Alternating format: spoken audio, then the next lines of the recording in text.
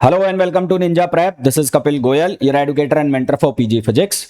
तो UP polytechnic lecturer का exam proposed है 6 सितंबर को और होपफुली आप लोगों की प्रिपरेशन बहुत अच्छी चल रही होगी। ईएमटी के जो क्वेश्चंस हैं, इंपॉर्टेंट क्वेश्चंस, वो हम लोग सॉल्व कर रहे हैं। ईएमटी का आज ही आखिरी लेक्चर होगा। इसके बाद दूसरे सब्जेक्ट के जो क्वेश्चंस हैं वो हम स्टार्ट करेंगे। आप लोगों को ऑलरेडी ये मैंने बताया कि 1 month subscription UP PSC polytechnic का स्टार्ट हो चुका है।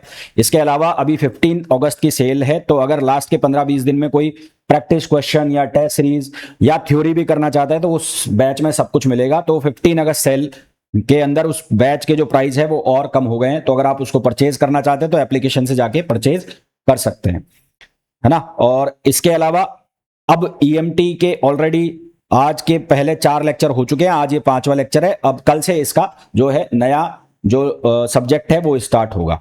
ये जो 300 प्लस क्वेश्चंस की सीरीज है, मैंने आपको कहा भी था, इसमें हम हर सब्जेक्ट के लगभग 50 के आसपास क्वेश्चन करेंगे, जिससे आपके कॉन्सेप्ट क्लियर होते जाएं, फॉर्मूला आपके क्लियर होते जाएं। और सबसे बड़ी बात, वीडियो को मैं कंटिन्यू करूं उसके पहले सभी से रिक्वेस्ट रहेगी, प्लीज वीडियो को लाइक जरूर कर लें।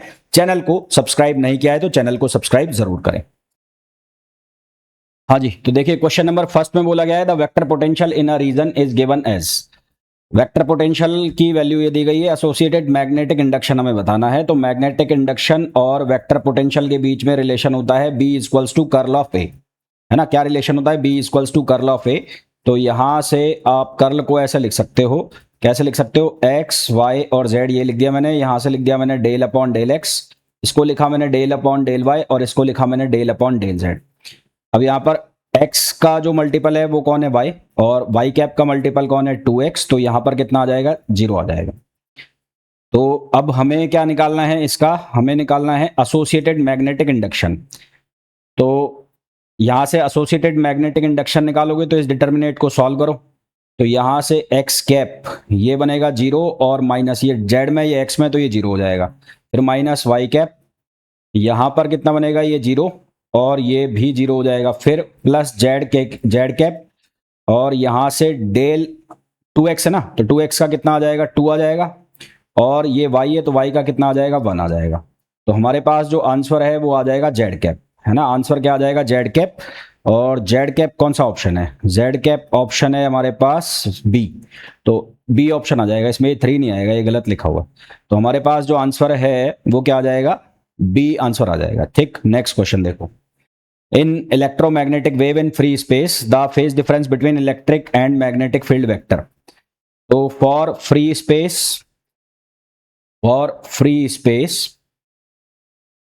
non-conducting medium, फ्री स्पेस की बात हो रही है और नॉन कंडक्टिंग मीडियम की बात हो रही है ना। Free space, non conducting medium, E और जो बी है वो दोनों क्या होते हैं? सेम फेज में ऑसिलेट करते हैं। तो E and B oscillates in same phase. तो ई और बी जो है वो दोनों किस में ऑसिलेट करते हैं? सेम फेज में। तो आंसर हमारे पास क्या आएगा? ए आएगा। नेक्स्ट देखो, 4 equal points charge are kept fixed at the 4 vertices. तो ये 4 वर्टाइसेस के ऊपर 4 equal point charge, equal point मतलब यहां पर मान लो Q है, यहां पर भी Q है, यहां पर भी Q है और यहां पर भी Q है। At the 4 vertices of square how many neutral points the point where the electric field vanishes. तो यहां पर जो सिमेट्री की वजह से इलेक्ट्रिक फील्ड अंदर का क्या हो जाएगा? 0। तो नेट इलेक्ट्रिक फील्ड क्या हो जाएगा? 0 हो जाएगा। क्यों हो जाएगा? क्योंकि यहां पर इलेक्ट्रिक फील्ड इसकी वजह से आएगा, इसकी वजह से यहां पर आएगा, इन दोनों का नेट 0 हो जाएगा। इसी तरह से इसका जो इलेक्ट्रिक फील्ड है वो इधर आएगा, इसका इलेक्ट्रिक फील्ड जो है इधर आएगा, तो नेट इलेक्ट्रिक फील्ड कितना हो जाएगा? 0। तो सिमेट्री की वजह से इसमें एक ज्योमेट्रिकल पॉइंट आ रहा है, तो हमारे पास जो इनसाइड द स्क्वायर कितने पॉइंट मिलेंगे? 1 पॉइंट मिलेगा। Next, the electric field E of place electric field E of electromagnetic wave है, प्लेस इलेक्ट्रोमैग्नेटिक वेव नहीं है, electromagnetic wave in a lossless dielectric medium. तो ये हमारे पास इलेक्ट्रोमैग्नेटिक फील्ड लिखा हुआ है, इसको मैं वापस लिख देता हूं। ये हो गया आर टी और यहां पर हो गया ई नॉट, ये हो गया एक्स कैप और प्लस जेड कैप, यहां पर हो गया एक्सपोनेंशियल और ये हो गया आयोटा के नॉट, यहां पर हो गया माइनस सी टी और प्लस ये हो गया कितना? ये हो गया एक्स कैप प्लस ये हो गया अंडर रूट 3 जेड कैप। ये हमारे पास वैल्यू है। हमें बोला है कि रिलेटिव डाइलेक्ट्रिक कांस्टेंट निकालना है, एन की वैल्यू निकालनी है म्यू की। तो म्यू जो है वो किसके बराबर होता है, म्यू या फिर एन, वो बराबर होता है सी अपॉन वी, यानी कि जो लाइट की स्पीड अपॉन मीडियम की स्पीड, तो आपको मीडियम की स्पीड निकालनी है। तो मीडियम की स्पीड जो है वो बराबर होती है ओमेगा अपॉन के, है ना। मीडियम की स्पीड बराबर होती है ओमेगा अपॉन के। और अगर हम फ्री स्पेस के लिए बात करें तो फ्री स्पेस में जो हमारे पास ओमेगा और के है उसके बीच में क्या स्पीड का जो रिलेशन है, तो for free space, for free space के लिए हमारे पास रिलेशन होता है c equals to omega upon k naught. तो यहां से ओमेगा इक्वल्स टू आ गया के नॉट इंटू सी। ठीक, तो ओमेगा की वैल्यू तो हमें मिल गई। अब हमें के की वैल्यू निकालनी है। तो इस के की वैल्यू को मैं कंपेयर करूंगा यहां से, तो स्टैंडर्ड इक्वेशन के हिसाब से मैं के की वैल्यू निकालूंगा। तो यहां से मेरे पास जो के की वैल्यू मिल रही है, के की वैल्यू, तो इस के नॉट को इसके साथ मल्टीप्लाई कर दो भाई। क्या लिखा होता है, ये लिखा होता है ओमेगा टी माइनस के डॉट आर, ऐसा लिखा होता है। तो यहाँ के की वैल्यू हमें मिल गई। तो के की वैल्यू कितनी हो गई, के नॉट, इस के नॉट को अंदर मल्टीप्लाई करना है। और ये कितना आ जाएगा, ये आ जाएगा x cap plus under root three z cap, ये वैल्यू आ गई। तो हमें ये वेक्टर में, ये किस में, वेक्टर में, तो इसका मैग्नीट्यूड चाहिए। तो मैग्नीट्यूड चाहिए तो ये तो रह जाएगा के नॉट, और इसका हो जाएगा स्क्वायर 1, और इसका स्क्वायर हो जाएगा 3। तो यहां से ये कितना बनेगा, ये बनेगा 2 के नॉट। तो ये वैल्यू को मैं यहां रख दूंगा। तो v की वैल्यू, ओमेगा की वैल्यू कितनी हो गई, ओमेगा की वैल्यू हो गई के नॉट सी, और ये वैल्यू हो गई 2 के नॉट। तो ये के नॉट से के नॉट कट गया। तो यहां से v बराबर कितना आ गया, c अपॉन 2। v बराबर आ गया c अपॉन 2। हमें निकालना है n, तो n होता है c अपॉन v। तो v की वैल्यू हो गई c अपॉन 2, तो c से c कट गया। हमारे पास आंसर क्या आ गया, 2 आ गया। तो हमारे पास आंसर कितना आ गया, 2 आ गया। नेक्स्ट क्वेश्चन देखो। The Poynting theorem is a mathematical statement of conservation of. Poynting theorem वो जो है किसका कंजर्वेशन है, तो Poynting theorem electromagnetic energy. Poynting theorem जो है वो इलेक्ट्रोडायनेमिक्स की वर्क एनर्जी थ्योरम होती है। तो Poynting theorem is work energy theorem, work energy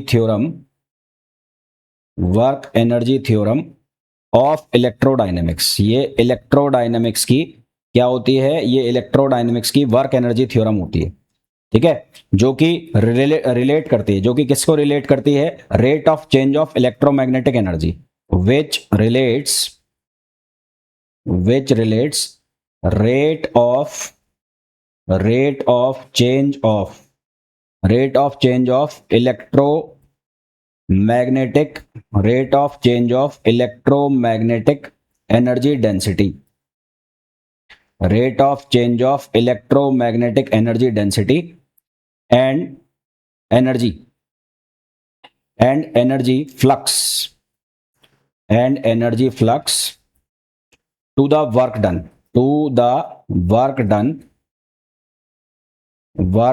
done on mechanical charge। ठीक है, वर्क डन को रिलेट करती है मैकेनिकल वर्क डन को। तो ये एक तरह से वर्क पावर एनर्जी है या वर्क एनर्जी थ्योरम है इलेक्ट्रोडायनेमिक्स की। नेक्स्ट, ये जो इक्वेशन है किसको रिप्रेजेंट करती है, तो ये इक्वेशन है हमारे पास कौन सी इक्वेशन, पॉइजन इक्वेशन। तो ये पॉइजन इक्वेशन किस में लिखी हुई है, सीजीएस में लिखी हुई है।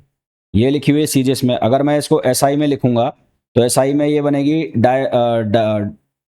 Del square V equals to minus rho upon epsilon naught. तो ये किस में आ गई, एसआई में। अभी किस में लिखी हुई है, सीजीएस में।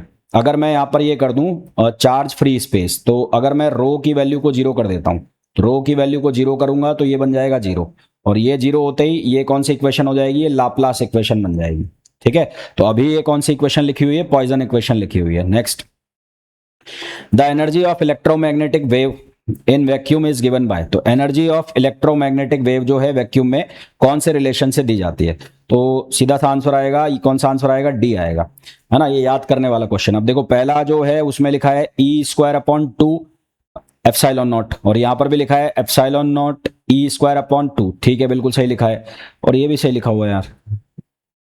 यहाँ पर एप्सिलॉन नॉट यहाँ पर आ गया, डिनोमिनेटर में आ गया, और यहाँ एप्सिलॉन नॉट मल्टीप्लिकेशन में है, तो यहाँ पर इसलिए गलत हो गया। दूसरा वाले में क्या लिखा है, म्यू नॉट मल्टीप्लाई में, जबकि म्यू नॉट किस में आएगा, डिवाइड में, तो ये गलत हो गया। तीसरा वैसे ही गलत है, तो इसलिए सही आंसर क्या आएगा, फोर्थ आएगा। नेक्स्ट देखो, नेक्स्ट है a magnetic dipole of dipole moment m is placed in non uniform magnetic field. तो फॉर यूनिफॉर्म मैग्नेटिक फील्ड हमें निकालना है टॉर्क। तो for uniform magnetic field, uniform magnetic field में, मैग्नेटिक फील्ड के केस में क्या होता है, जो इंट्रिंसिक टॉर्क है, इंट्रिंसिक, वो कितना हो जाता है, वो हो जाता है intrinsic torque m cross b। m मतलब मैग्नेटिक मोमेंट और b मतलब फील्ड। और यहां पर नेट फोर्स जो रहता है, नेट फोर्स कितना रहता है, 0। पर अगर मैं नॉन यूनिफॉर्म की बात करूं, तो फॉर नॉन यूनिफॉर्म, अगर मैं नॉन यूनिफॉर्म फील्ड की बात करूं, तो नॉन यूनिफॉर्म फील्ड के केस में जो नेट फोर्स है वो 0 नहीं होगा। तो वो नेट फोर्स की जो वैल्यू है वो कितनी होती है, वो होती है gradient of m dot B, gradient of m dot B. तो अब जो नेट टॉर्क आएगा वो आएगा टाउ इंट्रिंसिक प्लस ये कितना आ जाएगा, r क्रॉस f। तो यहां से हमारे पास ये तो बन गया m क्रॉस b प्लस या r क्रॉस, और ये कितना हो गया, gradient of m dot b। तो ये हमारे पास किसकी वैल्यू हो गई, टाउ की वैल्यू हो गई। तो सही आंसर हमारे पास कितना आ गया, डी आ गया। नेक्स्ट है, can the following scalar and vector potential describe an electromagnetic field.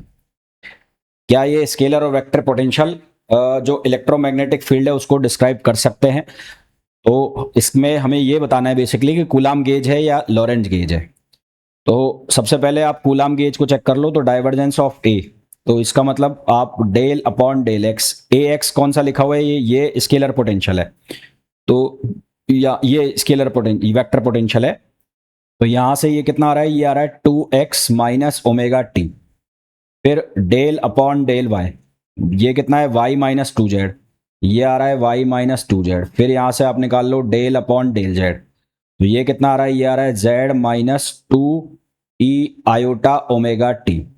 तो इनको डिफरेंशिएट करो, तो यहां से आएगा 2 प्लस यहां से बनेगा 1 प्लस यहां से बनेगा 1, तो ये आ जाएगा 4। और अगर मैं बात करूं किसके लिए, अगर मैं बात करता हूं कूलाम गेज के लिए, तो कूलाम गेज में ये क्या हो जाएगा, डाइवर्जेंस ऑफ ए 0 होना चाहिए, पर यहां पर डाइवर्जेंस ऑफ ए 0 नहीं है। वो कितना आ रहा है, 4 आ रहा है। तो ये कूलाम गेज तो नहीं है। कूलाम गेज के लिए डाइवर्जेंस ऑफ ए 0 होना चाहिए। अब उसके बाद ये कूलाम गेज नहीं है, तो फिर हम इसको लाप्लास में चेक करेंगे। तो लाप्लास में चेक करेंगे, तो लाप्लास में हमारे पास इक्वेशन बनती है divergence of A del phi upon del t और इंटू 1/c² इक्वल्स टू 0, ये इक्वेशन बननी चाहिए। तो हम निकाल लेंगे del phi upon del t. तो del phi upon del t निकालोगे तो ये कितना बनेगा, यहां से -4, तो यहां से ये बन गया -4, है ना।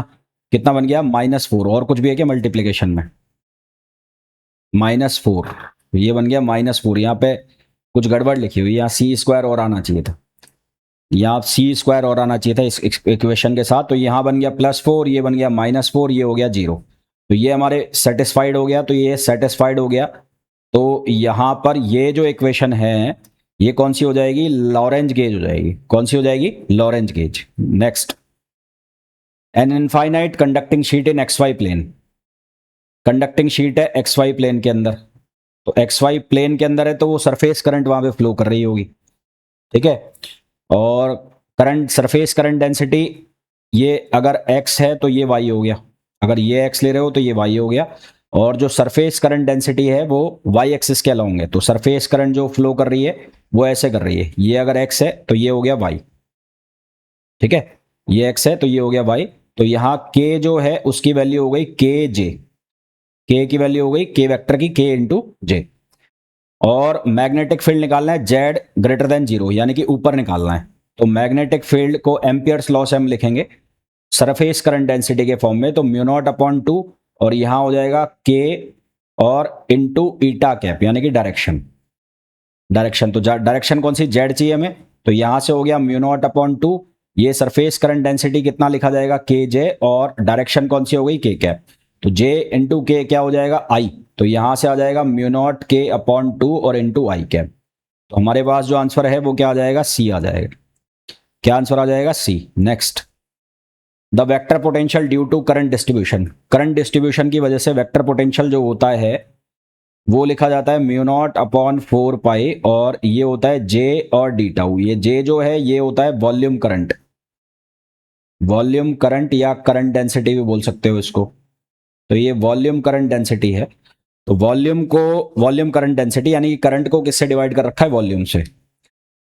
तो यहां से डेल टाउ, तो ये बन गया हमारे पास पी यहां पर, ठीक है, क्या बन गया पी। तो हमारे पास जो ये आर हो रहेगा, तो आंसर क्या आ जाएगा इसका, ए आ जाएगा, आर भी आएगा यहां पर, आर क्या आएगा, आर। जैसे हम स्केलर पोटेंशियल लिखते हैं, तो स्केलर पोटेंशियल में हम लिखते हैं क्या, स्केलर पोटेंशियल में हम लिखते हैं Q upon 4 pi epsilon naught are.